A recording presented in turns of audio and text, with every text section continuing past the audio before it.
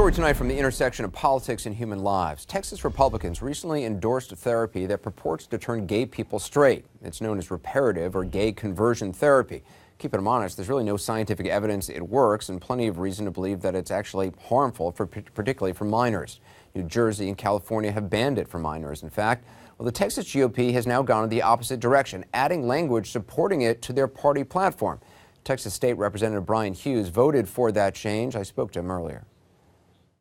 Representative Hughes, why did you think it was necessary to put something in the state party platform advocating so-called reparative therapy for gay people? Why is that in the Republican Party platform? The language is in the platform because we want to make sure that people have rights. And we heard from people that wanted access to that kind of counseling, that kind of therapy. And so we believe in free speech and free choice. And so it's important that in Texas, if people want that kind of help, they can get it. It's not being forced on anyone. But for folks who want it, it should be available. But is that under threat? I mean, was that really even a question? I know in New Jersey and California, it's still allowed. I know a lot of people in Texas kind of have been indicating that it's been banned, but you know that's not true. Well, I've learned that there were concerns from California, New Jersey, maybe other states, that it could be limited or taken away in some cases. And so the platform begins in Texas at the precinct level. And in this case, a neighbor of one of our delegates had been through this therapy. It was helpful to him, and he was concerned it might be taken away. He approached her, and she took the process to the county and the state level, and that's how it became part of the platform. This is about giving people choices. If they want this, it should be available to them. Even if the vast majority of medical associations say that actually this form of alleged counseling or alleged therapy is actually can be harmful to kids. There's a task force for the American Psychological Association that said that efforts to change sexual orientation are not only unlikely to be successful, but they involve a risk of harm.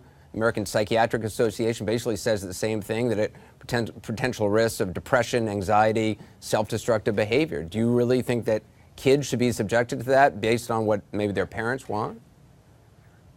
From what I've read, there's medical literature on both sides of the issue. This is really about choice, about options. There's really not. It's really just not accurate to say that doctors are evenly divided. I can give you a list: the American Academy of Pediatrics, the American Counseling Association, American Psychiatric Association, the American Psychological Association, the American School Counselor Association, the National Association of School Psychologists, National Association of Social Workers. They represent 500,000 mental health professionals. They all say this is not a mental disorder and it's not something that needs to be cured. Well, there are members of those groups who feel differently. Some testified before the committee. Some have testified in other places. People testified before the platform committee at our convention, both pro and con. Individuals, that's actually also not professionals, true, therapists. You know that it's actually I beg your pardon? That's actually not true. I know people testified for it in front of the platform, but according to a number of groups, gay groups there, who weren't even allowed to have booths at where the platform was, they weren't allowed to argue against it because of a parliamentary procedure. Debate was closed before they had a chance to voice their opposition to it, and was immediately put to a vote. You're aware of that, right?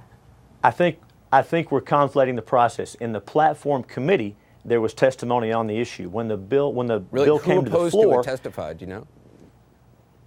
I don't know. I wasn't there. Okay. But let me be clear. In the committee, there was testimony. When the platform came to the floor, there were a number of amendments to be offered. I had some on some fiscal matters and other things, and those did not get debated because folks wanted to close debate and go home. But there was plenty of discussion on both sides of this issue. I want to play a clip of an interview I did last year with a man named Alan Chambers, who was head of a group called Exodus International. You probably know about them. They were the oldest, probably most well-known so-called ex-gay group. He's since apologized for advocating reparative therapy. I just want to play you what he said. I believe that causes all sorts of trauma. And I know that there are people who have taken their life because they felt so ashamed of who they are, felt like God couldn't love them as they are. And that's something that will haunt me until the day I die. Do you now believe that it's possible to change your sexual orientation? No, I don't.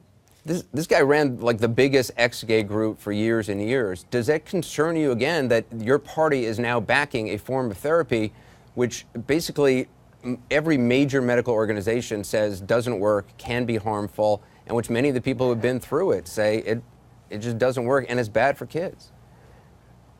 Well, I have heard of him, and I don't know a lot of details about the situation, but we heard testimony, and we've also read reports from other experts who say it's helpful for some of their patients. I want to take exception to something he said. No one is saying that God doesn't love people as they are. I mean, there's nothing in the platform about that. No one is trying to take that position. Every one of us makes mistakes, makes decisions we're not proud of. God loves each one of us, and He offers a way for us to deal with sin and with bad choices. But I do strongly disagree with what you said about God loving, not loving people. That's just not right. The fact that you view being gay or you characterize it as a mistake or something that should be changed, really kind of maybe says more about your position than what your words actually say. I was speaking about every one of us, whatever we do, whatever choices we make. Over the years, this party platform has actually had a lot of language which is very anti-gay. In fact, up until this year, your platform said homosexuality tears at the fabric of society. And that's a platform I assume you supported, correct? Well, as we discussed, there was a debate on these issues at the convention. Some folks wanted stronger language, some folks wanted different language. Right, but in the past, that language was in with. there. So you supported that, correct? Oh, absolutely. You believe that homosexuality tears the fabric of society. I have voted for that platform in the past. I believe that God has created us to work in a certain way. And when we deviate from that in any area, there are consequences. It doesn't mean He doesn't love us. It doesn't mean we can't love Him, we can't be saved. But if you're asking for my personal opinion, I don't believe that's God's best for the way we should live. I'm not speaking for the Republican Party. I'm giving you my opinion. Representative Hughes, I appreciate your time. Thank you, sir. Thanks for having me. I appreciate it.